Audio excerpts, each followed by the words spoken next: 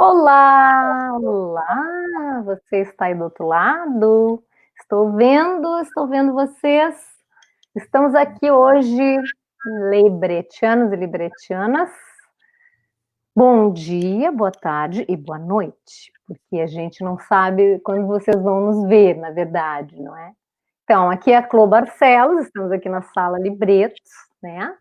É um prazer estar aqui de novo, já são 5 edições, né, que a gente fez, vocês encontram as edições no canal, no YouTube, deixa eu fazer antes uma lembrança, vocês lembram do canal 100? Canal 100 era no cinema, era uma delícia, a gente ficava assistindo o filme, antes do filme tinha o canal 100, vocês lembram? Então, nós criamos Libreto 100 no YouTube, para você ver todas as edições dessa sala aqui e receba, dê um ok lá, um dedinho para cima, né? E liga no sininho para receber as nossas novidades, porque na Feira do Livro nós vamos ter no mínimo 13 salas libretos. Por favor, agende aí, ou é segunda, vai ser segunda, terça, quarta, mas agora é segunda de 15 em 15 dias, tá bom? Bom, hoje, então, vamos começar o programa número 6. O Jean, alô, Jean, nosso convidado especial chegou. A nossa convidada especial, a Jandiro, né? Nós dois aqui na tela. Aqui, ó, esta pessoa que está aí é uma coisa querida, né? Que fez esses 2 livros aqui com a Libretos, tá vendo? Ó? O Crush e o Babá. E é uma pessoa que é historiador, escritor, é que assim, o Jean é professor, deveria ser professor, porque vocês vão ver como ele fala bem, né? E tem 2 livros editados conosco, o Babá e o Crush. Jean, você nasceu em Estrela, interior do Rio Grande do Sul.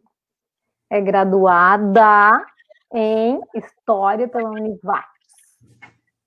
É especialista em gênero e sexualidade.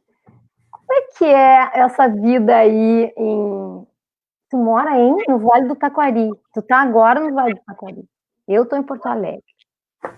Então, conta pra gente aí um pouco dessa trajetória, como é que é. Te apresenta aí, João. Beijo. Beijo, tudo bom? Gente, assim, ó, é uma pergunta que permite uma resposta bem comprida e talvez eu vá me estender um pouquinho. E eu acho que como é a primeira vez, uma das primeiras vezes que eu falo com um público maior, mesmo porque o vídeo vai ser gravado e depois vai ficar disponível para quem mais quiser acessar, é um público que não é o meu costumeiro aqui do Vale do Taquari, que já me conhece, que já me revirou e já sabe que horas que eu chego e que horas que eu saio. Talvez faça sentido eu explicar um pouco da minha biografia. Eu também gosto de biografia. As primeiras leituras que eu fiz na vida foram biografias. Eu li o livro do Thomas Lee Anderson, que biografou Che Guevara, uma biografia excelente. Depois eu li Paula, da Isabel Allende, também magnífico o livro. E no Vale do Taquari, há um tempo atrás, hoje não mais, por razões muito óbvias, eu acho que eu não vou precisar explicar, mas há um tempo atrás eu ia bastante nas escolas, fazer falas com alunos do ensino médio, e a minha figura se sobrepunha, né, se colocava antes de qualquer outra coisa. Então, a curiosidade sobre uma figura que é diferente do que é normativo é, de certa forma, inteligível. Então, falando um pouquinho sobre mim, eu nasci em Estrela. Estrela é um município do interior do Rio Grande do Sul, dentro do Vale do Taquari. Eu nasci, na verdade, no interior de Estrela, interior do interior. Na época, era um município que ainda estava bem longe de ter 30 mil habitantes. Então, é realmente uma cidade pequena. Hoje, que querem maldizer aqui a minha cidade natal, dizem que é uma cidade dormitório, né, que na verdade a cidade mais em expansão seria uma cidade aqui do lado que, na verdade, nasceu de Estrela, que é Lajeado. Lajeado é mais conhecida porque tem a Univates, tem a universidade, enfim, e tem um shopping que é referenciado por todo mundo, e coisa e tal. Bom, eu nasci numa pequena comunidade chamada Rui do Ouro, e se eu puder... Falando sucintamente sobre essa comunidade, ela é uma comunidade de gente simples, que valorizava o trabalho, que tinha a palavra como forma de contrato.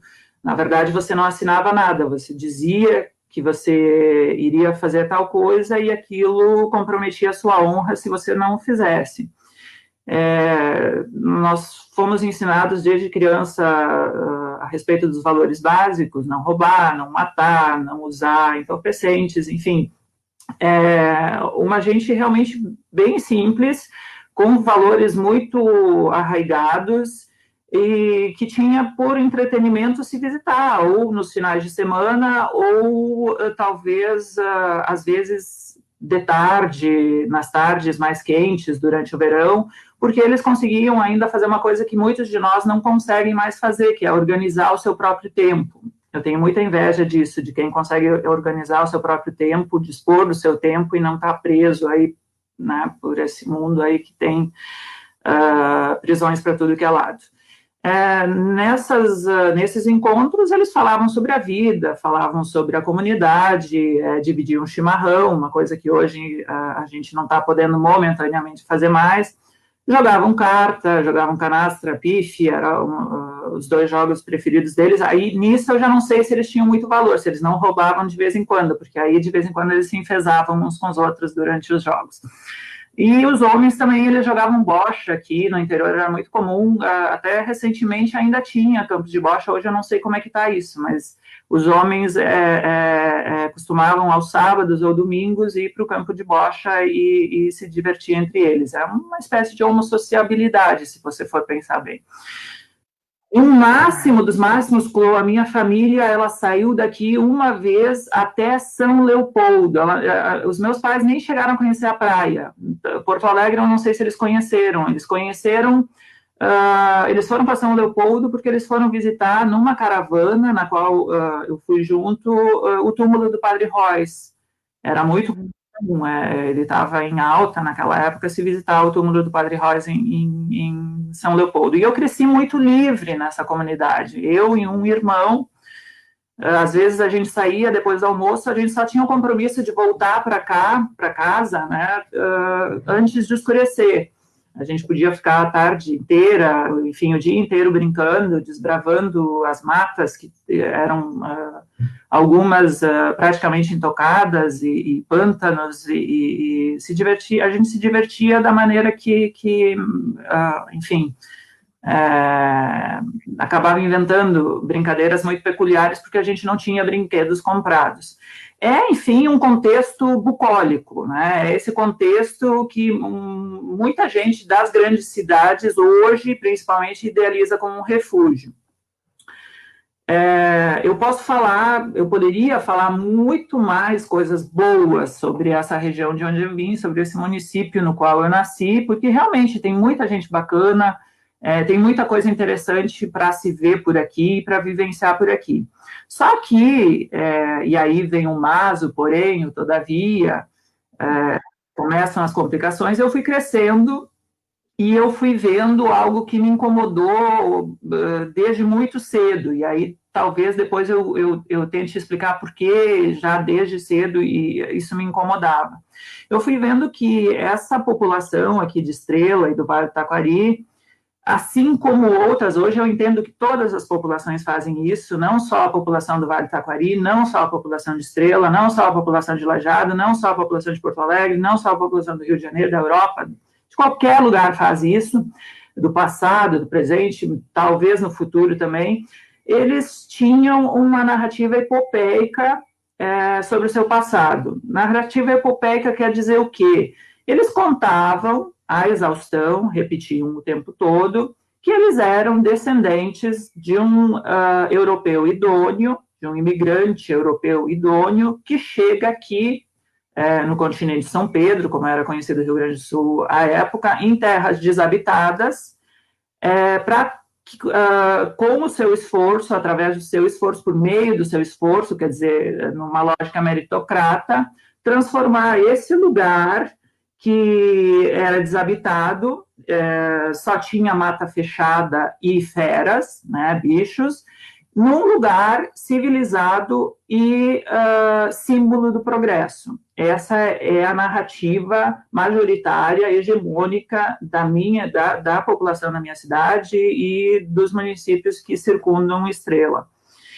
Como eles diziam que isso foi possível? Principalmente obedecendo os preceitos cristãos e trabalhando com um senso muito grande de comunidade.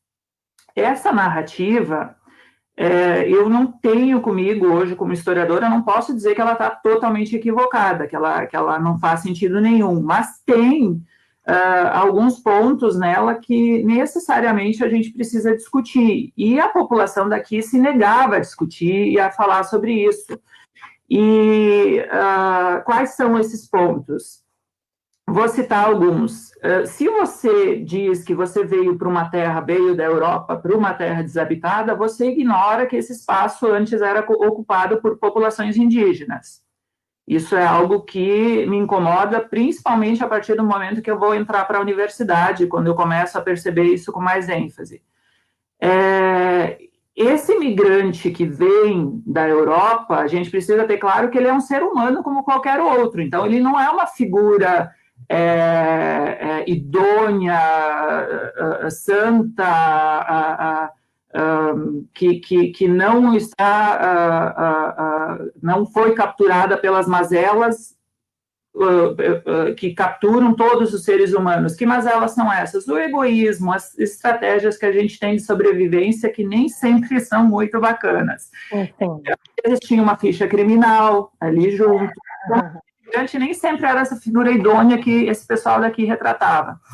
Essa narrativa de se dizer os primeiros habitantes daqui, como alemães, como germânicos, também ignora a presença negra no Vale do Taquari.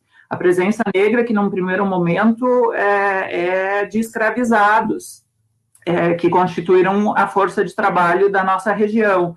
E mesmo depois do que a gente convencionou chamar de abolição, que foi uma abolição bem mal feita, né? Todo mundo hoje já sabe disso, ou se não sabe, deveria saber, eles continuaram sendo força de trabalho aqui no Vale do Taquari, continuaram presentes, e a gente costuma não inseri-los nessa comunidade, né, que a gente costuma retratar aqui.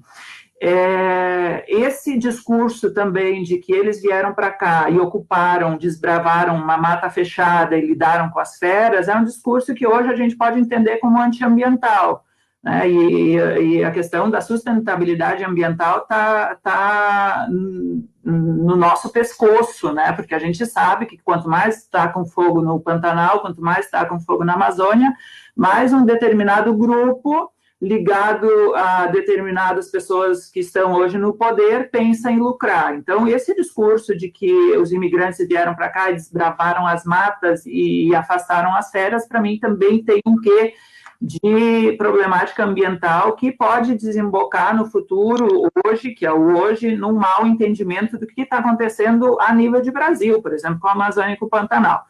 Além disso, quando essa população local reforça muito o cristianismo, né, o caráter universalista do cristianismo, que é essa ideia de que se não propagar a religião cristã para todo mundo, se não converter todo mundo, aquele que não for cristão vai para o inferno, isso também, a partir de um determinado ponto, começou a me incomodar.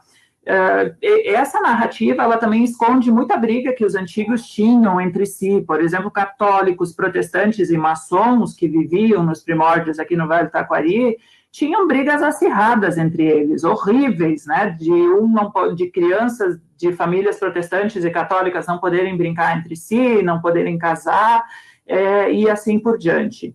Quando, num momento adiante, eu passo a pesquisar em Porto Alegre os arquivos do Judiciário, eu vejo também que essa ideia de comunidade que a gente tem, que fica repetindo o tempo todo, que aqui viviam famílias felizes, integradas, que se ajudavam muito, mutuamente, que isso não é bem assim, que se você for fazer uma história honesta, se você for fazer uma leitura honesta da história do passado, você vai ver que os habitantes daqui lidavam com muitas problemáticas entre famílias ou dentro da própria família, violência com a mulher, alcoolismo, assassinatos, briga por terra, briga por fronteira, raptos, estupro.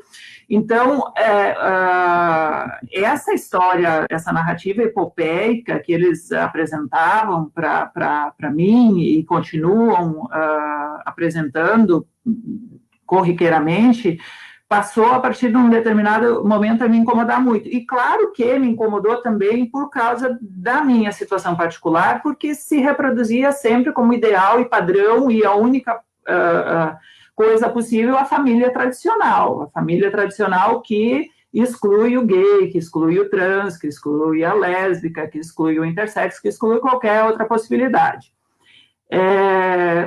Claro que eu não percebi isso, não caiu um raio na minha cabeça e eu percebi tudo isso ao mesmo tempo. Eu fui percebendo algumas coisas em determinados momentos, fui fazendo conexões em outros, a partir das leituras, principalmente, que eu fazia, das conversações que eu tinha com algumas pessoas, e algumas coisas eu fui aprendendo mesmo dentro da faculdade. Eu tive uma professora chamada Nelly Galarce, excelente, que conseguiu desconstruir totalmente a bobajada que eu tinha na cabeça, e agora estou fazendo uma autocrítica, a bobajada que eu tinha na cabeça a respeito da população indígena. Então, quem sou eu dentro desse contexto? Eu quero me estender um pouquinho. Eu falei um pouco do contexto do Vale do Taquari, então, de Estrela principalmente. É um lugar bacana, bucólico, de gente bacana, mas que tem todas essas problemáticas, de não lidar muito honestamente com o seu passado, de ter livros de história nas prateleiras das escolas que não contam muito honestamente o seu passado, e isso vai me incomodando. Eu nasço, então, numa família de pequenos agricultores, de subsistência. Na verdade, os meus pais biológicos, eles deixaram com que 2 tios meus me criassem, mas a gente vivia muito próximo, assim, porque eram uns 500 metros de distância entre a casa dos meus pais biológicos e dos meus pais adotivos. E eu ia, durante boa parte da minha infância e da minha adolescência, eu acabava transitando entre uma casa e outra. A minha família biológica, no futuro, acabou tendo um final trágico. Não tenho nenhum problema em falar sobre isso, mas eu ia me estender muito se eu contar essa história. E essa minha família, toda ela, não só os mais próximos, ela foi muito marcada por essas questões que eu apontei antes. Por exemplo, ela tinha um tanto de racismo. Eu ouvia muito, quando eu era criança, isso é coisa de negro, isso é coisa de negro, isso está mal feito. Eles tinham um senso muito, eu não posso dizer apurado, mas eles repetiam muito uma crença na superioridade do europeu germânico, porque eles eram alemães. Então, quando dois dos filhos do meu avô materno, que teve em torno de 12, 13, naquela época a igreja dizia que a gente tinha que procriar o tempo todo, né, que as mulheres tinham esse papel, 2 filhos desse meu avô materno casaram com brasileiras. Isso foi um escândalo dentro da família, porque aquele sangue brasileiro manchava o sangue germânico. Então, eles tinham um quê de racismo, um quê de superioridade, né, germânica. Eles faziam narrativas pejorativas sobre os indígenas, dizendo que eles eram maus sujeitos, porque lá no início eles flechavam os pobres brancos que vinham para cá, queriam abrir as picadas no interior e que só queriam trazer o progresso. E eles viam o cristianismo como a única solução possível. A missa dominical a gente não podia faltar. A maior crise que eu tive na minha família foi quando eu comecei a me negar a ir na missa dominical. E isso, mais ou menos, isso aconteceu por um fato muito engraçado, que saiu pela culatra, porque, na verdade, a minha mãe adotiva, ela queria me educar dentro de uma concepção religiosa cristã, e ela me deu a Bíblia para ler. Só que, a partir do momento em que eu li aquele livro, eu deixei de acreditar. Eu deixei de acreditar na maioria das coisas em que eu acreditava antes, porque eu não tinha outra a possibilidade de análise. E aí minha mãe chorou, ela chorou meses, porque eu me negava terminantemente a ir para a igreja. E aí eu queria contar um pouquinho para ti, Clô, contado sobre o contexto e tento contado um pouquinho da minha família e sobre mim, como eu acho, hoje, olhando para trás, que eu consegui um pouco, minimamente, fugir dessas mazelas. Se a minha família era racista, se a minha família estava dentro desse contexto em que se considerava superior, porque era de origem germânica, se a minha família desdenhava os indígenas, como é que eu consigo sair disso um tanto? A gente não consegue de forma plena, total, porque todos nós carregamos aí um pouco de discriminação e preconceito com alguma coisa. Nem acho que a gente deve ficar pegando no pé de minúcias de todo mundo, porque o ser humano não é um ser idealizado, um ser perfeito, mas a gente tem que se aprimorar o máximo possível para não causar sofrimento aos outros. Eu acho que isso tem a ver com literatura, e aí eu chego muito na Libretos, né, porque o papel da Libretos, o negócio da Libretos é a literatura. Quando eu era criança, tinha um baú lá em casa, um baú deixado por um tio meu. Um único tio meu conseguiu ascender socialmente, ele estudou mais e ele se tornou juiz. Na época, isso a minha família considerava o máximo, fantástico, magnífico. Por quê? Porque na época se valorizava muito. Olha só, professor tinha valor na época, né? Olha que coisa estranha, né? Se valorizava juiz, se valorizava advogado e se valorizava bancário. Isso eram profissões que eram, né, tidas como posições, né, profissões e posições de status. E esse tio meu conseguiu ser juiz e ele guardou todos os livros da fase de estudos dele num baú lá em casa, que ficou no paiol ou no celeiro, como quer que vocês prefiram chamar. E eu costumava entrar, escalar dentro desse baú. Esse baú é o que hoje essas lojas de antiguidade vendem, que antigamente eu acho que guardava cobertor, coberta e tal. E eles resolveram guardar os livros dele ali. E eu entrava ali dentro. E ali dentro, eu bem petitico, bem criancinha ainda, fui me familiarizando com papel, com o cheiro do papel, com o livro, com a palavra escrita, com as gravuras. Muito incentivado depois, quando os meus pais viram que eu tinha interesse naquilo, por eles mesmos. Talvez eles tenham achado que estavam criando, né, criando um novo Einstein, uma bobagem, mas muito provavelmente eles estavam muito empolgados comigo, porque, por exemplo, eu tinha decorado todas as capitais de todos os países do mundo. Então, quando vinham visitas, eles pegavam um livro de geografia, eu não lembro exatamente qual, mas mostravam o país e diziam para eu dizer a capital, e eu dizia, e todo mundo aplaudia, enfim. E nesse baú, né, eu fui, não é o meu primeiro livro que sai dali, o meu primeiro livro realmente foi a Bíblia, que me fez abandonar a crença um pouco, mas ali eu fui identificando as letras do alfabeto e tal, e ali eu fui me identificando com o mundo das letras e o mundo da literatura, que me abriu horizontes no futuro para não estar impregnado daquilo que a minha comunidade repetia à exaustão. Daquele baú, na sequência Bíblia, eu parto para os livros das prateleiras nas escolas, para os livros da biblioteca pública, para os sebos de Porto Alegre num terceiro momento. Eu tomava o ônibus no interior, a minha família sempre foi pobre, a gente nunca teve muito dinheiro, mas também nunca faltou comida. Nós não tínhamos carro, nós nunca tivemos carro. Se eu estou dizendo, antes disso para vocês, que o máximo que a gente foi para São Leopoldo de caravana, imagina que a questão do carro tem muito a ver com isso também. Então, toda semana, ou de 2 em 2 semanas, eu vinha de ônibus para o centro da cidade, para a biblioteca, para retirar o livro ou para renovar o livro que eu não tinha lido ainda. E depois, mais tarde, eu vou para Porto Alegre também, totalmente interiorano. Eu achei, agora contar uma coisa, talvez seja engraçada, talvez não, eu acho engraçado, olhando para mim, para o passado, eu ia para Porto Alegre de fatiota, eu vou falar bem baixinho, eu ia de fatiota.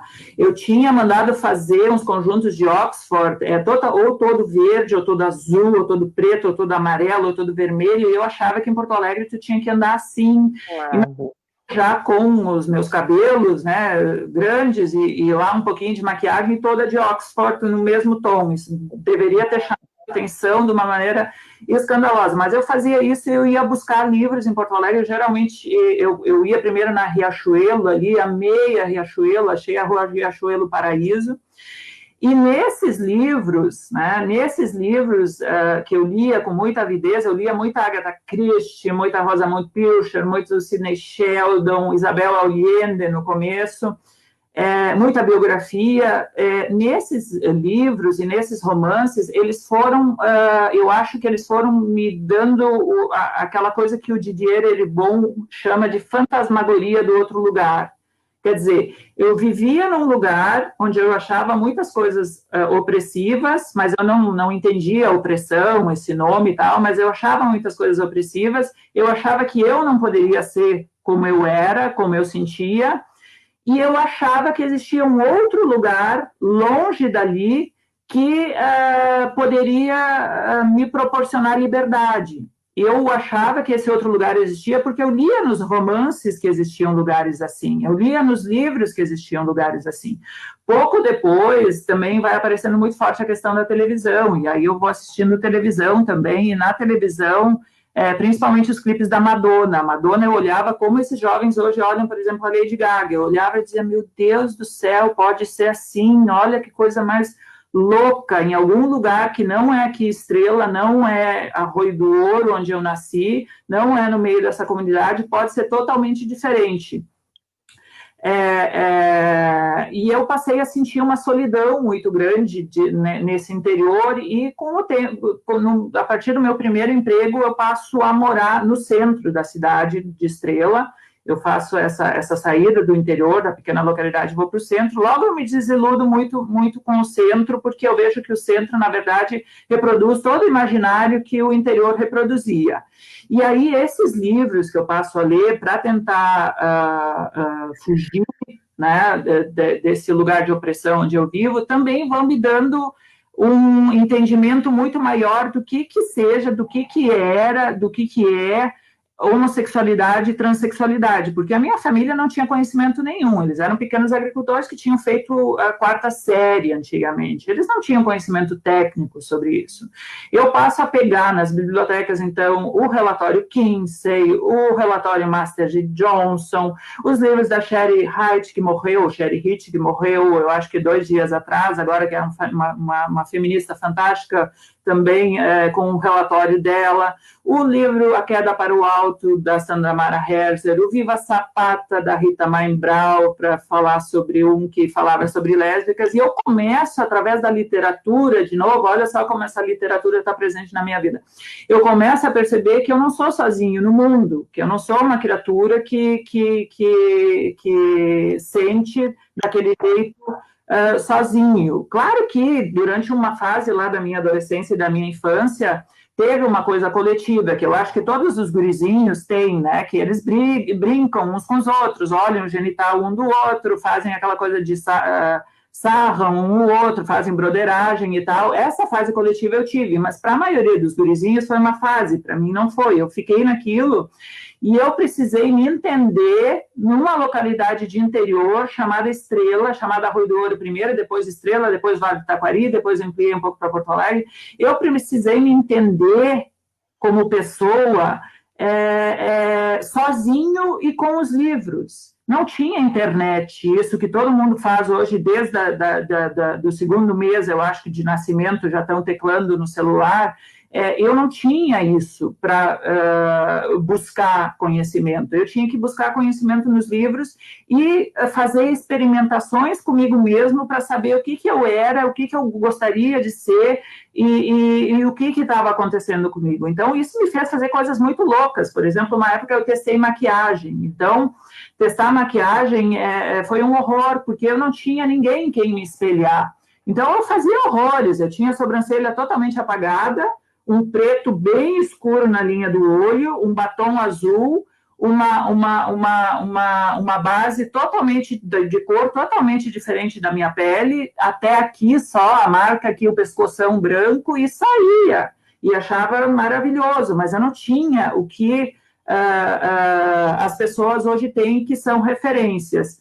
É claro que essa minha experimentação nessa pequena comunidade do interior vai causando uns pequenos escândalos por aí. O meu chefe, um dos meus primeiros chefes nos lugares onde eu vou trabalhar, eu passei num concurso, depois que eu fiz magistério, passei num concurso no município de Estrela, eles se escandalizavam com a minha figura, eles diziam que eu não fazia uma boa imagem para a prefeitura, que eu tinha que ficar num quartinho bem escondido nos fundos da instituição onde eu trabalhava, eu tive que levar isso no fórum num determinado momento, porque estava tomando proporções, assim, bem complicadas.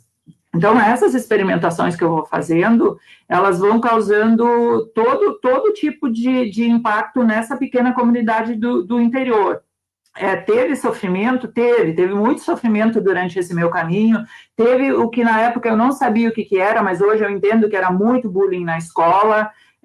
Eu tive muito bullying também por causa disso aqui, ó. As pessoas logo olham para mim e perguntam, tu sofreu muito na escola porque era gay. Durante um bom período, lá no interior, os meus colegas também não sabiam o que era gay, o que era trans, ninguém sabia de nada lá, a gente mal sabia né,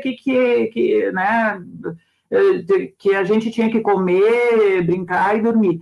E eu era discriminado pelas demais crianças porque eu era uma criança ruiva, agora não dá para mais ver, mas eu tinha cabelo de fogo, então e a partir do segundo momento, sim, aí essas crianças também, né, passaram a entender o que era homossexualidade e aí começaram a pegar no meu pé por causa disso. Bom, tendo falado um pouco eu vou encerrar agora, eu vou te passar daqui a pouco para a gente seguir, senão eu falo sem parar. Tendo falado um pouco do contexto para o pessoal entender o que é o Vale do Taquari, o que é a Estrela, da onde eu vim, de que família eu vim, como eu comecei a me constituir, como a literatura foi importante para mim nessa constituição, como eu passei a entender que a comunidade precisava se criticar muito em relação a determinados temas, como a literatura me ajudou em relação a isso, eu preciso ainda dizer, no finalzinho agora, que eu sou uma pessoa muito privilegiada, Clô. Eu sou uma pessoa muito privilegiada porque a minha família, apesar de ter sido de pequenos agricultores, lá do interior, que não entendia nada, se perguntar para o que é homossexualidade, eles não iam saber responder, nem juntar duas palavras, eles nunca, em nenhum momento, me agrediram, foram violentos discursivamente ou fisicamente por causa da pessoa que eu fui me tornando, da estética que eu fui adotando, da inclinação de orientação sexual que eles viam, obviamente, porque eles não eram cegos, que eu ia manifestando. Em nenhum momento eu posso dizer que a minha família foi preconceituosa, e isso foi o meu esteio, porque se lá fora muitas vezes eu sofria agressão verbal e física, eu voltava para casa e tinha minha segurança. E eu sei que, se a gente pensar no Brasil inteiro, existe um contingente muito grande, ainda hoje, de pessoas que são expulsas de casa por manifestarem, e ainda às vezes bem tenro, né, bem jovens, a orientação sexual ou a identidade de gênero fora desse padrão requerido, principalmente por grupos religiosos, né, mais fundamentalistas. Então, eu me vejo, dentro disso tudo, né, que aconteceu comigo, como uma pessoa muito privilegiada. E aí sim, terminando, porque eu sempre estendo um pouco mais, quando eu vou acumulando muita leitura, a partir de determinado momento eu tenho essa vivência no Vale do Taquari, esse entendimento sobre a minha cidade, sobre as cidades que me circundam, essa leitura que eu vou acumulando cada vez mais e mais, eu sinto necessidade de escrever. Eu sinto necessidade de me posicionar dentro dessa minha comunidade, desse mundo onde eu vivo, de alguma maneira. Eu sinto necessidade de existir para além daquela solidão onde eu vivia, porque era muito solitária, a experimentação era muito solitária, eu não tinha com quem conversar sobre nada. Então, eu passo a escrever e eu, no final das contas, aqui para o Vale do Taquari, vou lançar 4 livros, tá? Que não são os da Libretos ainda, mas vou lançar 4 livros, todos eles tocando em todos esses assuntos, tocando já a partir do primeiro, tocando na questão da homoafetividade, tocando nas questões indígenas, tocando nas questões da população negra, tocando em tudo isso que a comunidade evitava de tornar tema de debate. E aí, claro, quando eu passo a vir a público com essa estética, falando sobre esses assuntos que a sociedade queria encobrir, isso me leva de novo ao centro do furacão, porque com exceções, com algumas poucas exceções, as reações são negativas, né? Elas são de espanto, elas são de desdém, elas são reações que não conseguem entender como é que uma pessoa como eu tem capacidade para escrever e se posiciona de tal forma, com tanta empatia, com grupos que para eles não tem importância nenhuma.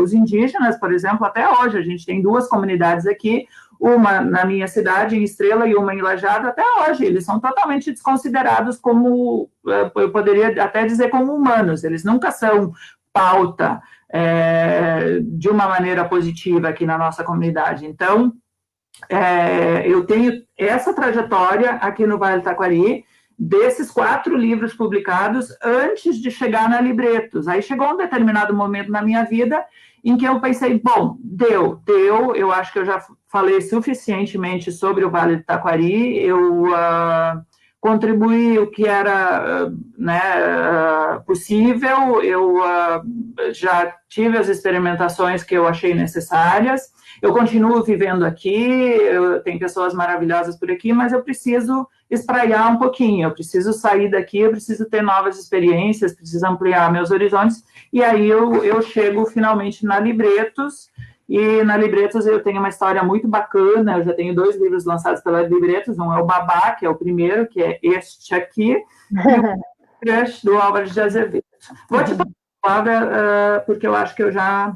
Então, Jean, toma uma aguinha, Jean, querida, toma uma aguinha, teu mate está aí te acompanhando.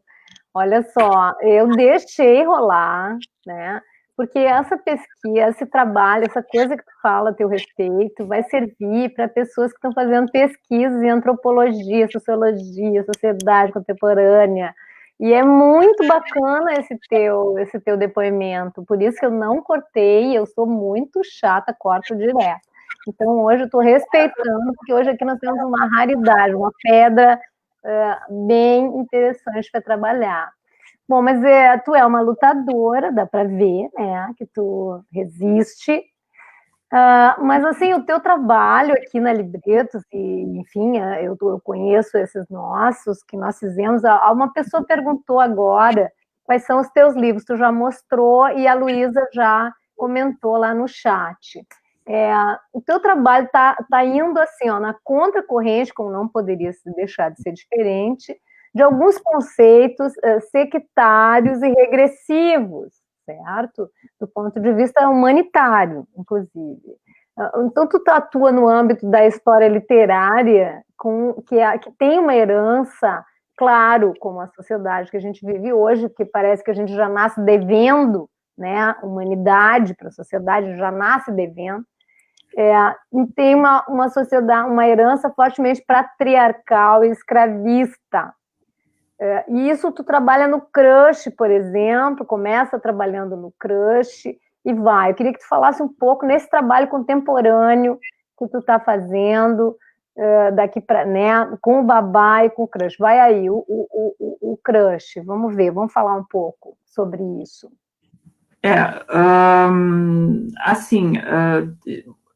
Eu vi, cada pessoa que lê os meus livros tem uma interpretação sobre eles. Tem uma galerinha fantástica que eu acabei conhecendo, por exemplo, que tem interesse no Álvaro de Azevedo, e que leu o meu livro sobre o crush do Álvaro de Azevedo a partir de uma perspectiva biográfica, de entretenimento, e eu acho super gostoso que eles tenham feito isso, porque as pessoas podem pegar esses meus 2 livros e ler como uma coisa leve, embora eles tenham uma terminologia um pouco técnica. Esses, assim, eu não tive esse cuidado de tentar fazer uma história mais pública para uma comunidade que não desconheça determinados termos, mas eles podem ser lidos por quem gosta de literatura de entretenimento, quem gosta de biografia. Eu acho super gostoso. Quem curte Álvares de Azevedo, por exemplo, vê ele sobre uma outra perspectiva. Quem quer analisar século XIX, quem gosta de século XIX, vê o século XIX a partir de outros pontos de vista, isso tanto em Babá quanto no Crush.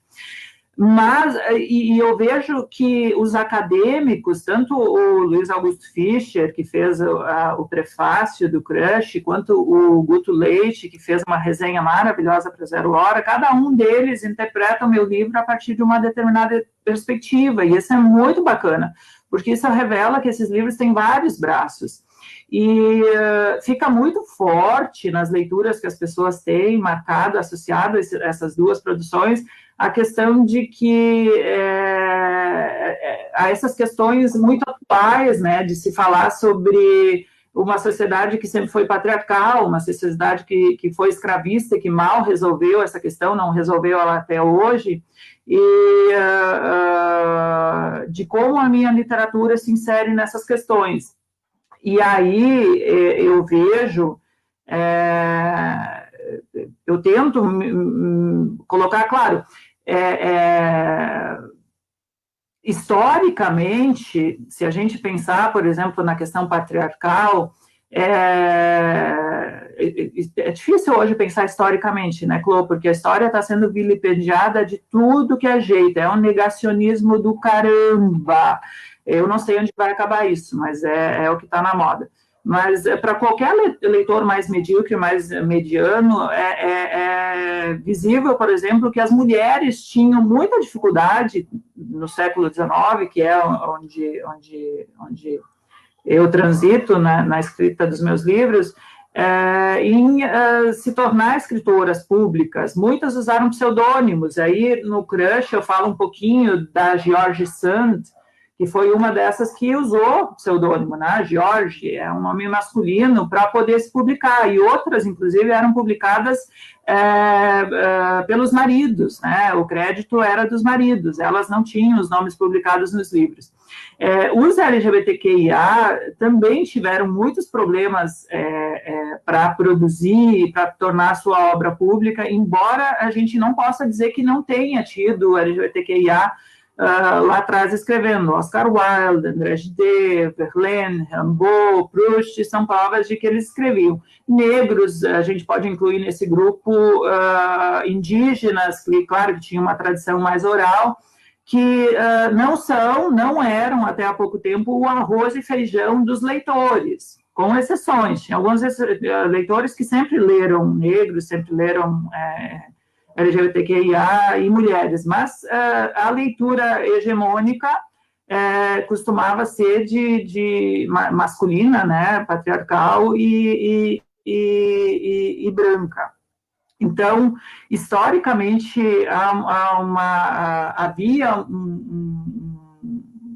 um problema, né, em relação a essa literatura, que nesse momento vive um momento diferente, tem uma certa vantagem, porque o mercado está muito ávido, né, por esse tipo de escrita que eu faço, que é a escrita do Crush, que é a escrita do Babá, que é também essa escrita que eu fiz antes, mostrei um dos meus livros, que eu fazia antes desses dois livros, que é uma escrita voltada para o interior.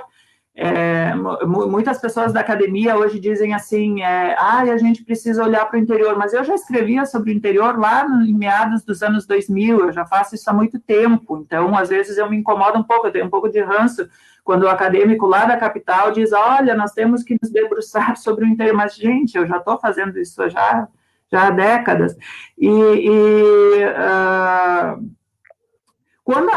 mas o que eu quero te dizer com isso tudo é que existem, para mim, pessoalmente, existem três fases na literatura. Minha, pessoal, existe uma que é aquela literatura hegemônica em que as mulheres, os negros, os gays, os indígenas tinham dificuldade de se colocar. Existe um outro momento, que é o do agora, em que esses grupos estão conseguindo abertura no mercado, estão conseguindo um público consumidor, e que a gente está vendo esses livros proliferarem nas vitrines das lojas, das livrarias. Mas aparentemente, eu tô vivendo num outro momento. Eu não estou nessa vibe de simplesmente publicar livros sobre LGBTQIA, porque eu acho que é o momento de publicar. Eu já estou num momento autocrítico, porque eu fazia isso há tanto tempo atrás. Eu fazia esse tipo de livro em 2011, eu fiz uma compilação de textos que eu escrevia para jornais, então, meados de 2000, eu escrevo há tanto tempo sobre esses assuntos, que para mim já virou uma coisa corriqueira. Então, eu estou num momento muito necessário para mim, de fazer autocríticas ao próprio movimento no qual eu me insiro, a mim mesmo, no que eu escrevi no passado. E para quem tiver um olhar mais apurado, vai perceber que tanto o Babá quanto o Crush tem um pouco dessa questão autocrítica, dessa questão da gente analisar as coisas com mais apuro, porque para mim o argumento é central, tá? Eu vejo hoje muito, infelizmente, antes a gente estava comentando em off um pouquinho sobre isso, eu vejo muita superficialidade. Eu acho que antigamente também tinha essa superficialidade, a gente também convivia com essa lacração, esse cancelamento, isso tudo, mas ele não era tão visível, ele não incomodava tanto. Hoje existe um hiperdimensionamento dessa coisa da lacração em detrimento do argumento. Isso me incomoda um pouco. Ontem, por exemplo, eu vi o vídeo de uma performer, de uma drag, que está fazendo muito sucesso, que viralizou, tem mais de 100 mil likes, dizendo coisas fantásticas, ela diz coisas maravilhosas, mas ela usou um argumento que não tem consistência, tu entende? Falando sobre a questão trans, né? Te dando um exemplo, assim, é verdade que no Brasil trans sofrem muita violência, violência policial, violência dentro das famílias, violência a partir das instituições religiosas? É verdade que existe um ciclo vicioso de exclusão social que acaba levando com que muitas delas tenham como a única alternativa a profissão de profissional de sexo? É verdade que o preconceito veda o mercado de trabalho formal para essas pessoas? É verdade que 90% delas, mais de 90% delas, ainda não têm uma colocação no mercado de trabalho formal? Tudo isso é verdade, mas dizer, por exemplo, o Brasil é o país que mais mata trans. Isso eu não posso, como historiador, corroborar, tu entende? Então, eu estou nesse momento de analisar tudo que nós produzimos, nesse momento autocrítico, e eu espero que os meus pares, assim, não me entendam mal, porque daqui a pouco alguém vai perguntar, mas por que não critica o conservador, o reacionário, o anti-igualitário? Gente, aquele sujeito lá que acredita que a Terra é plana é dar o barquinho para ele e deixar ele ir para o meio. Não tem outra coisa para fazer. Aquele sujeito não acredita nas pesquisas, nos artigos científicos, ele vai acreditar no que eu estou falando? Não vai. Aquilo eu já desisti desse sujeito que faz movimento anti-vacina, acredita na Terra plana, acredita que cobra fala. Esse tipo de pessoa eu vou deixar se auto-resolver. Eles que vão lá para alto mar e descubram se a Terra é plana ou não. Eu momento em que eu acho que é necessário para nós, para a gente se fortalecer, para a gente entender o que é empatia, para a gente se consolidar, fazermos as autocríticas necessárias. Então, eu estou numa vibe, o Crush e o Babá tem um pouco disso, quem tiver esse olhar mais apurado vai ver, de dizer, opa, esse não é um argumento bom, e a gente tem que se sustentar em argumentos. Essa é a minha literatura que eu estou fazendo nesse momento. Então, voltando para a questão, o Brasil é o país que mais mata trans, isso é uma manchete que todos os jornais, todas as postagens usam. nós não temos como confirmar. Quando se diz isso baseado em pesquisas em torno de 60, 70 países. No mundo tem em torno de 200 países. Quer dizer que mais da metade, muito mais do que a metade, não tem estatística sobre isso. Então, como eu vou dizer que o Brasil é o país que mais mata trans, se nem tem estatística nesses outros países? Ao mesmo tempo, a gente sabe que tem países que ainda multam, países que ainda condenam à prisão e países que ainda condenam à morte as pessoas LGBTQIA+. Então, nesses países, me parece muito óbvio, muito evidente que a violência é muito maior do que a violência no Brasil. Isso não quer dizer que eu estou dizendo que não existe violência no Brasil e que ela não tem níveis elevadíssimos, mas que eu acho que nós estamos num momento em que nós precisamos ser honestos intelectualmente e usar argumentos com consistência. Então, o Brasil, efetivamente, eu não tenho como dizer que ele é o país que mais mata trans, eu tenho como dizer que ele é um país extremamente violento com essa população e que ele precisa ler sobre ela, falar sobre ela, interagir a partir dela para ter mais conhecimento para a gente seguir adiante. Então, eu estou nesse momento de escrita. É um momento de autocrítica, em que eu vejo que os meus livros, o tipo de escrita que eu faço, ainda é muito importante por algumas questões, como, por exemplo, representatividade. Antes eu falei para vocês, quando eu era menor, quando eu era adolescente, eu não tinha em quem me espelhar. Hoje, esse pessoal todo, essa galera, esses gays mais novos, eles já têm várias pessoas, cantores, atores, vizinhos, amigos, às vezes o próprio pai, a mãe, que constituem famílias, né, que hoje são reconhecidas como família, antigamente não eram, em quem se espelhar. Então, em questão de representatividade, eu acho que cada vez mais nós, LGBTQIA, através da literatura, através da arte, precisamos nos colocar mais junto com os héteros, não excluindo os héteros, não excluindo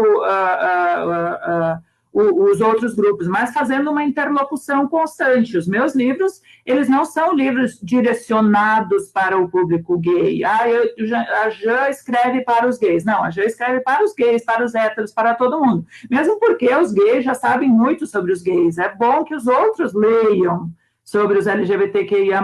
E aí tem uma coisa muito curiosa, né? Eu vejo ainda hoje, aqui no Vale do Taquari, muito constante, as pessoas têm vergonha de ir na estante e comprar meu livro.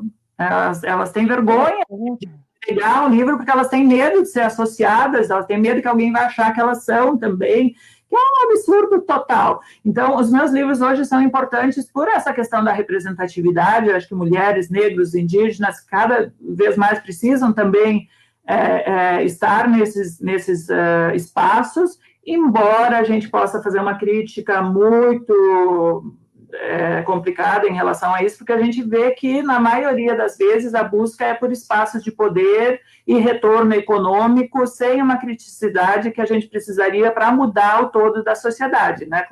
Então, deixa eu te perguntar uma coisa, então. Terminando, a minha literatura, ela é importante para isso. Ela existiu um momento, tá, Clô, que era aquele momento onde a gente era invisibilizado, um outro momento onde o mercado se abre, só que eu estou num terceiro momento. Eu quero muito que as pessoas me entendam, que eu estou nesse terceiro momento de autocrítica, de pontuar algumas coisas que eu acho importante que a gente pontue para construir um corpo sólido de alianças e com argumentos sólidos, porque a gente não pode entrar nessa onda negacionista. Se a gente entrar nessa onda negacionista, a gente vai acabar fazendo o que as hienas fazem, uma tirando merda na outra e rindo.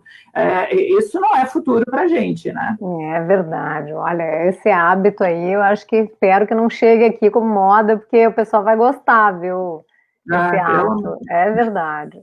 Olha só, vamos, antes de continuar fazendo as perguntas aqui, eu só quero dizer o seguinte, eu vou fazer uma sinopse rápida do Crush e do Babá, tá? Tu me diz qualquer coisa. Daí é o seguinte, ó, o Crush é assim, ó, como tu diz ali, existe um cânone, né, que é masculino, né, que os escritores, cânones na literatura, em geral, os homens são brancos, heterossexuais, né, e aí com essa pesquisa no Crush, você diz, não, eles nem todos são homens, nem todos são brancos e nem todos são heterossexuais, ou seja, pode Álvares de Azevedo ter um crush com uma pessoa e tal, que você coloca ali. Então, tu está fazendo uma relação, não vejo por que a pessoa tem que ter vergonha de comprar esse livro na livraria, porque ele está falando de uma época passada em que tudo se precisava ser velado, né? Apesar de que hoje, não sei, deve continuar mais ou menos assim, mas enfim. E no Babá, né, tu fala de começa a falar num suicídio, né? Que de um homem por um amor não correspondido por outro homem. E aí, a partir do que sai na imprensa, como é que é a vida noturna, e aí é um motivo, a morte dele foi motivo para deboche. Então, eu pedi assim, ó, que, por exemplo, hoje um autor escrever para não consigo colocar aqui, um autor escrever para um homem, não consigo colocar, escrever para um homem que ele gosta, vai fazer um poema para ele, ou um homem ser apaixonado por outro e falar, não precisar se suicidar porque ele é apaixonado por um outro homem. Como que você hoje vê isso? Transpõe essas duas situações para hoje. Seria possível isso? Olha só, isso também é muito interessante. E que nem eu te disse antes, talvez eu tenha falado um pouco rápido, antes eu vi que eu já estava acelerando a fala. Às vezes eu começo num modo 2, eu vou para um modo 3, e aí quando eu vejo eu estou falando para mim mesma, ou para mim mesmo, depois a gente pode falar sobre isso, sobre o meu nome, sobre os artigos e tal, se alguém quiser. Eu quero. Vou dar uma diminuída aí no ritmo e vou voltar num gancho no que eu estava respondendo antes. Muitos gays foram escritores no passado. A gente não pode ignorar, por exemplo, Oscar Wilde, Marcel Proust, André Gide, Walt Whitman, Mário de Andrade. Tem um pensador francês, que é o Didier Eribon, que diz que a literatura é um dos lugares de fuga dos LGBTQI+. Como assim? Dentro de uma sociedade opressiva, dentro de um contexto opressivo, dentro de um contexto de discriminação, existiam algumas possibilidades para o LGBTQIA+.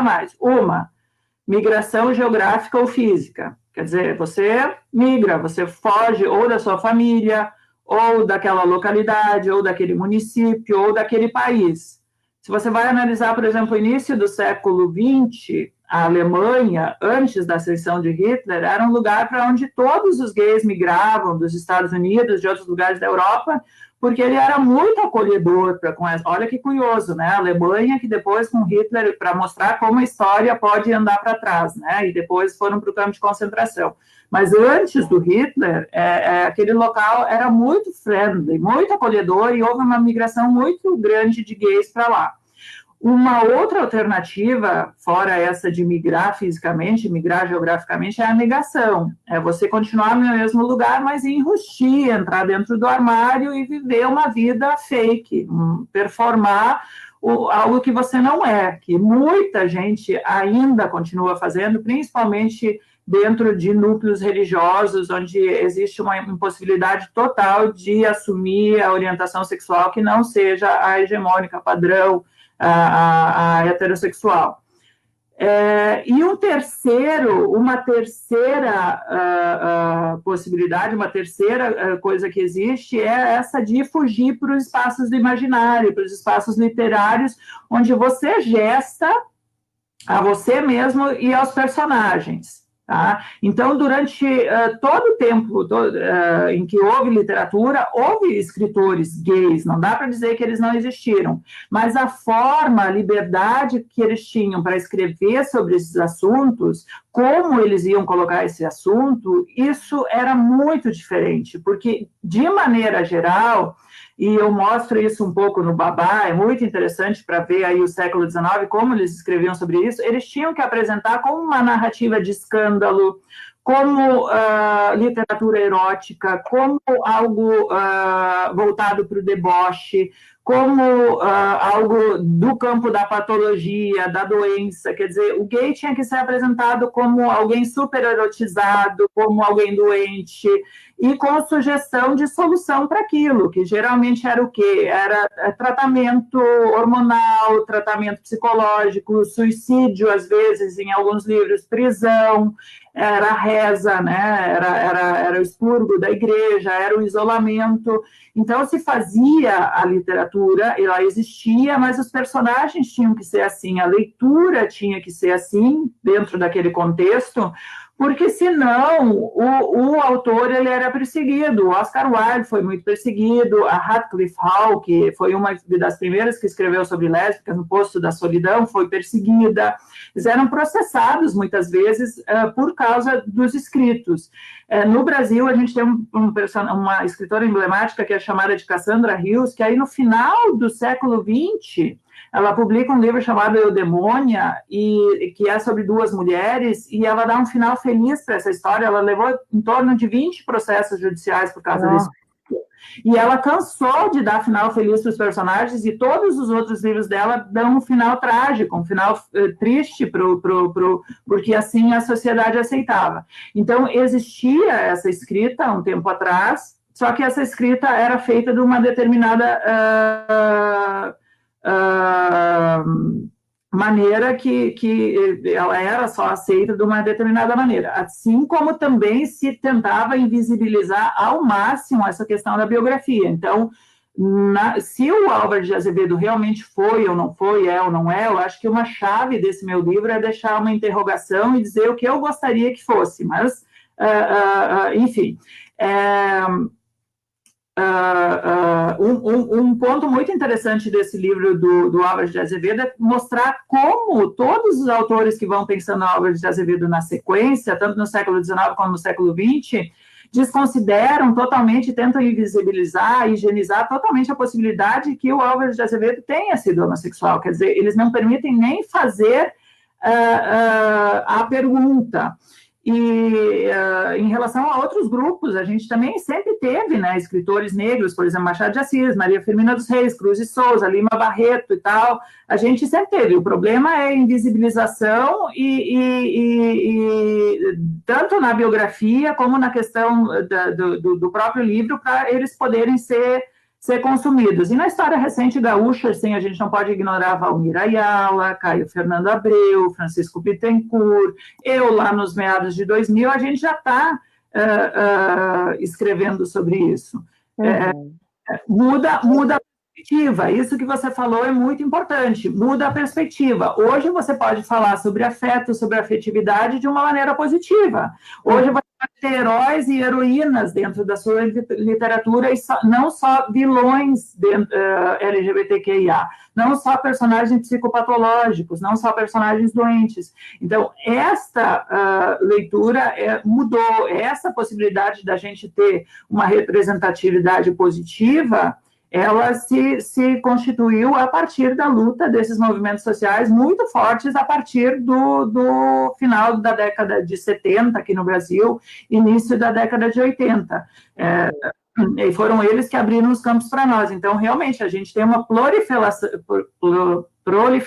uma polinização, eu gosto dessa palavra, uma polinização de coisas boas, de escritas, né, muito bacanas, de autores muito bacanas que escrevem com orgulho. E aí está a razão do orgulho LGBTQIA+.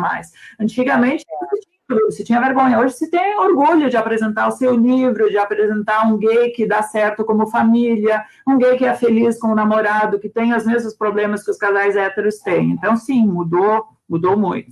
Que bom que tu diz isso, Jean, mas que notícia fantástica. Eu achei que, meu Deus, agora eu ia parar tudo aqui, a sociedade ia ter que dar um tempo. Então, assim, ó, tu faz um trabalho hiper necessário na nossa sociedade, procurem leitores aí. Mas os leitores aqui no chat, acho que gostaram muito da tua fala, e perguntaram se você escreveria ficção e quais os teus próximos estudos. Depois dessa tua fala, nós estamos chegando no final, né? Aliás, já passou, estourou o tempo, mas vamos lá, porque a live é nossa, né? Então, essas duas perguntas que você vai responder, se você escreve ficção e quais os próximos estudos à vista, depois dessa pergunta, ou já no mesmo bloco, tu podia falar um pouquinho sobre essa sigla, né, tão longa, que tá crescendo, que já foi GLS, né, dos simpatizantes, eu acho que tu já falou um pouquinho, né, mas eu acho que essas 3 perguntinhas, então, e se tu quiser aquela questão do artigo, né, Jan, porque eu acho que agora nós vamos fazer que nem a Laerte, né, nós vamos lançar a Jandir, nossa amiga. Quero que tu fale um pouquinho desse artigo. Então, são 4 perguntinhas aí nesse bloco, para tu, é o bloco de encerramento, tá? Vamos lá, ver se eu consigo sintetizar agora, que eu já realmente falei pelos cotovelos. Sobre ficção eu já escrevi, já fiz mini contos, nunca nada muito longo, não experimentei. Eu acho que eu tenho fases, eu tive uma fase em que eu necessitava, eu fui capturado, muita gente diz que foi uma escolha. Tu escolheu escrever sobre esses assuntos. Eu acho que não foi tanto uma escolha minha, mas uma captura. Eu fui capturado por esse assunto, porque eu era interpelado o tempo todo por esse assunto, e eu precisava sobreviver, precisava me manifestar sobre essa temática LGBTQI+, aqui na comunidade. Eu fui fazendo isso através da literatura, que é um meio, enfim, que me foi possível. Se eu pudesse cantar, eu cantaria, não tenho voz para cantar, não tenho outro dom artístico, enfim, que me possibilitaria expressão. Então, eu fui capturado por isso, e hoje, de vez em quando, é um peso, porque depois que você é capturado por um tema, as pessoas começam a te demandar, elas começam a te demandar e começam a te pedir, como se fosse uma obrigação tua, você responder tudo que acontece em torno desse assunto na sua localidade ou no país, e concordar com os seus o tempo todo, e não é exatamente isso, porque a gente também tem a nossa vida, né? A gente quer os nossos momentos de entretenimento, o lazer, que precisa trabalhar. Eu tenho um emprego formal, hoje eu trabalho no INSS, em Lajeado. Aliás, concurso público, que o governo tanto odeia, tão mal fala hoje dos servidores, para nós, LGBTQIA, durante um tempo, foi a única porta de acesso para o emprego formal. Então, toda a minha vida foi concurso público. Eu estudei, minha família sempre apoiou os estudos, estudei até entrar na Prefeitura de Estrela, depois na Procuradoria do Estado, e finalmente no INSS de Lajeado, que é onde eu estou hoje. Se não fosse concurso público, muito provavelmente as portas todas estariam fechadas e eu estaria trabalhando na rua como profissional do sexo. Não estou dizendo que profissional do sexo é uma profissão que a gente deve desrespeitar, mas quando ela tem que ser uma escolha, ela não pode ser um contingente. Bom, então, dito isso, eu mais ou menos me vi obrigado a escrever sobre LGBTQIA, porque eu precisava sobreviver, arranjar uma maneira de me expressar. Falei muito sobre LGBTQIA no interior, publiquei 4 livros, muito nos jornais, e senti que, bom, eu acho que por agora deu. Talvez eu torne a isso, porque eu tenho um arquivo muito grande de material. E aí eu estava pensando em fazer até a aposentadoria, Clô. Eu estava pensando assim, não, eu vou me aposentar agora, não vou mais escrever, porque tem aquela lógica de, tu escreve um livro, faz um filho, eu vou dizer, não, eu vou ter que inventar uma coisa, eu vou ter que fazer um filho agora, porque isso eu não fiz. Plantar árvore eu já plantei também. Mas aí eu conheço a Libretos, e aí eu tenho um monte de pesquisa voltada para a questão LGBTQIA no interior, quer dizer, no Rio Grande do Sul.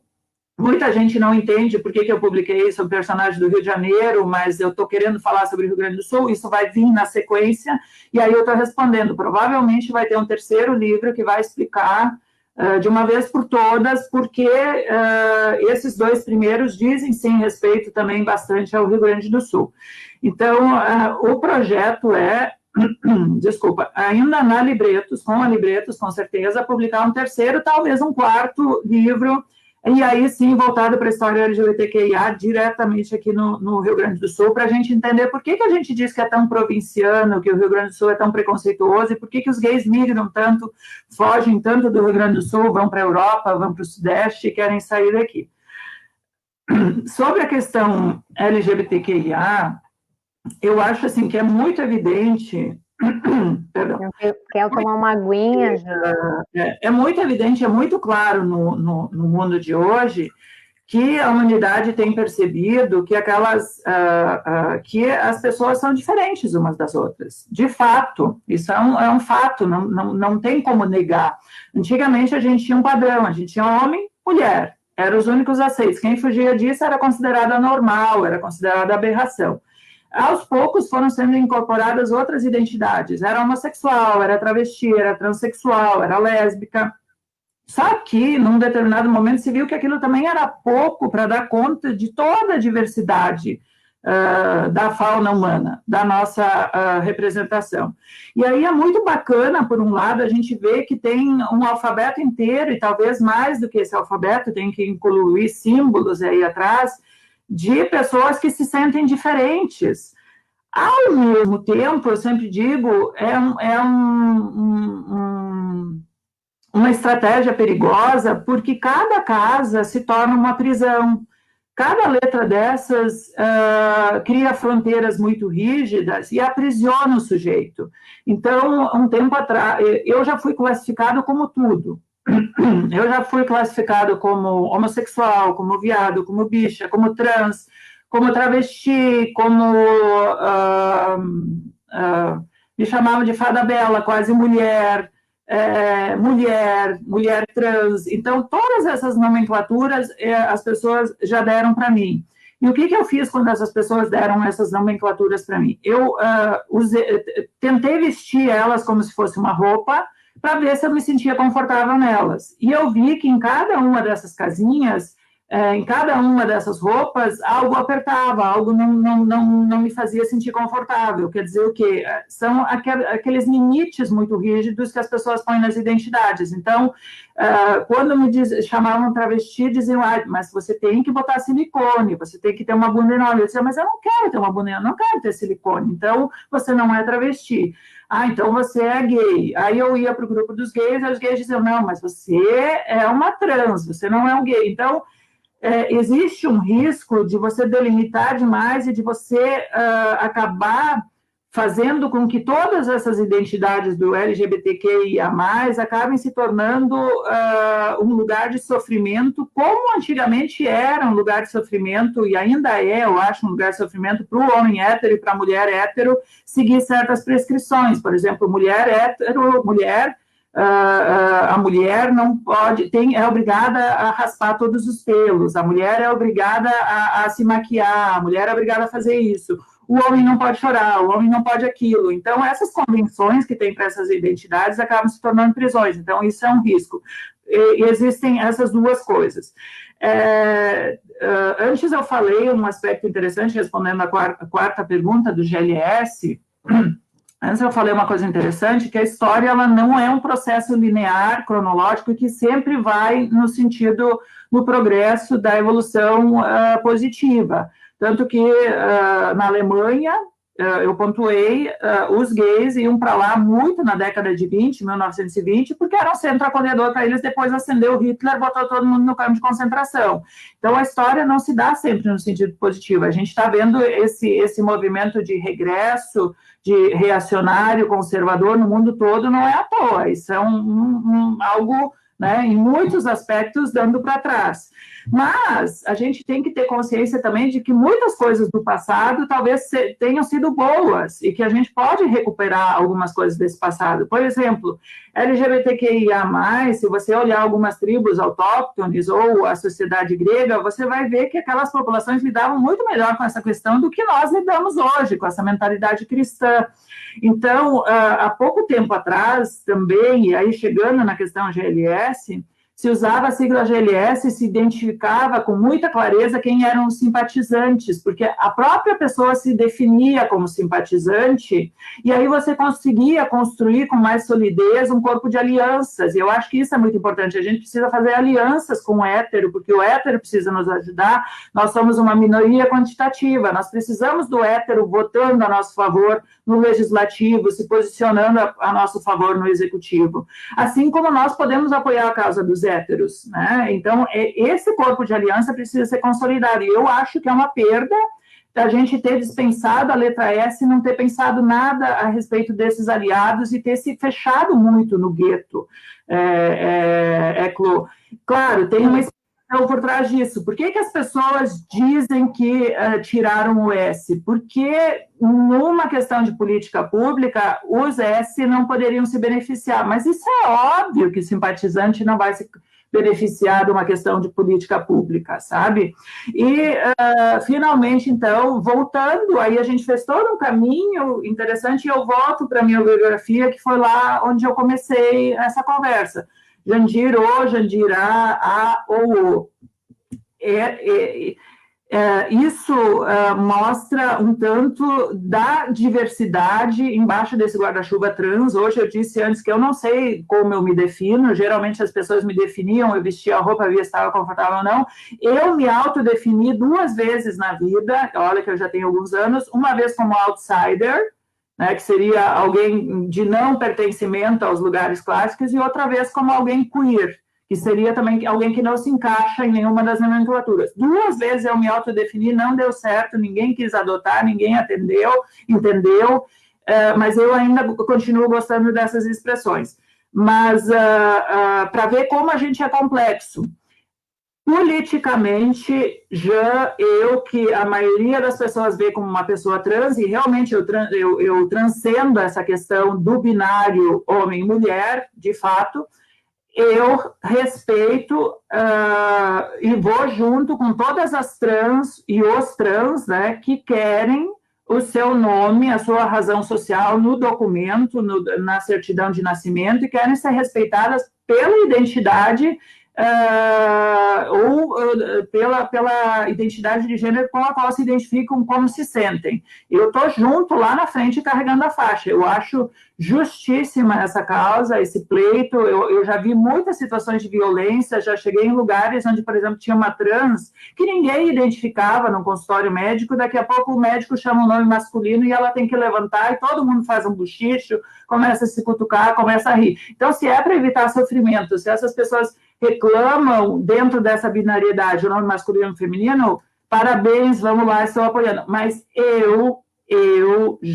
Jandiro, Jandira, não me importa que a pessoa use o masculino, use o feminino, ou use Jan, porque o Jan é uma alternativa que as pessoas acharam para não ficar na sinuca de bico, porque aí elas não precisavam brigar entre elas, é a Jandira ou é Jandiro. Não, vamos pegar e vamos usar esse diminutivo Jan. Claro que aí chegou um pessoal muito sacana e disse assim, mas é o Jan ou a Jan, mas aí já estavam querendo complicar o negócio.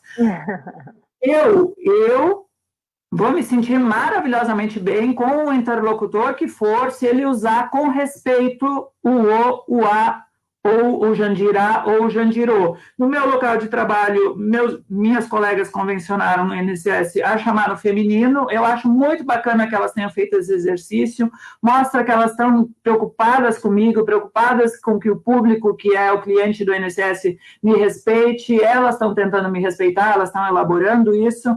As pessoas mais antigas que me conhecem lá do interior não conseguem desvincular o O. Eu, nos meus livros, eu uso Jandiro, porque eu também acho meu nome bonito, quando a Clô disse assim, vamos colocar Jandiro Corr, eu disse, meu Deus do céu, e o Adriano, eu acho Jandiro Adriano Corr lindo, eu gosto do meu nome, soa bem para mim, não tenho problema nenhum com os vozinhos que usam esse nome, que vêm super empolgados falar comigo, conversar, às vezes as pessoas velhas são muito menos preconceituosas que os novos, né, isso também é uma... A gente tem que sempre o novo é mais avante, sempre o velho é mais para trás. E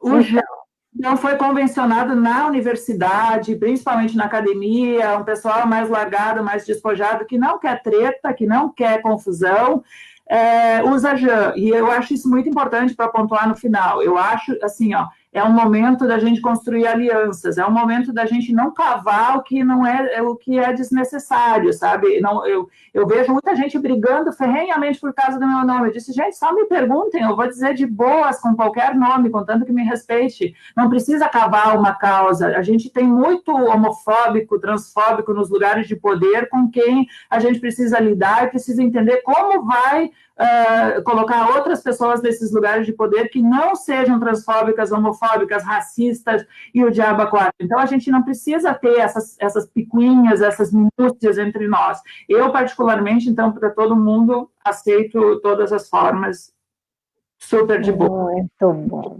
Muito bom, muito bom, muito bom. Eu proponho assim, a Jandiro Adriano Corr. A Jandiro, tem a Laerte, tem a Pablo, lembra? A Pablo, pronto, é a Jandira. Bom, Pessoal, vamos terminar hoje, ó, já passamos 18 minutos da nossa hora normal. Gostaria de dizer, espero que todo mundo tenha curtido o nosso programa, e quem não curtiu agora, que esteja curtindo depois. Então agora, Jean, será bem-vindo, bem-vinda e bem-vinde, porque podia ser Jandiri.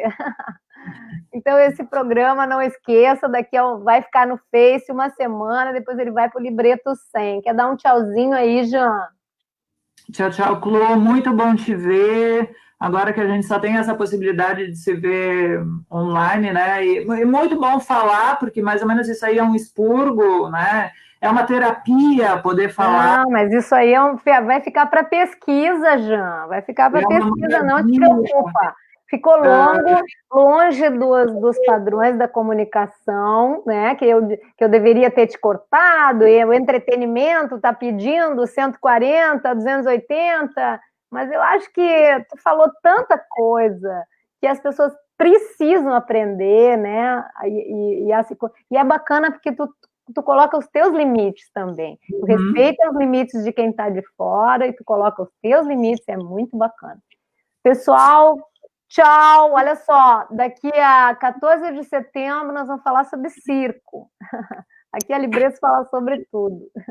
Um abraço, João. Beijão. Muito obrigada. Beijo. Um abraço. Tchau, pessoal. Obrigada a presença. Compartilhe esse vídeo.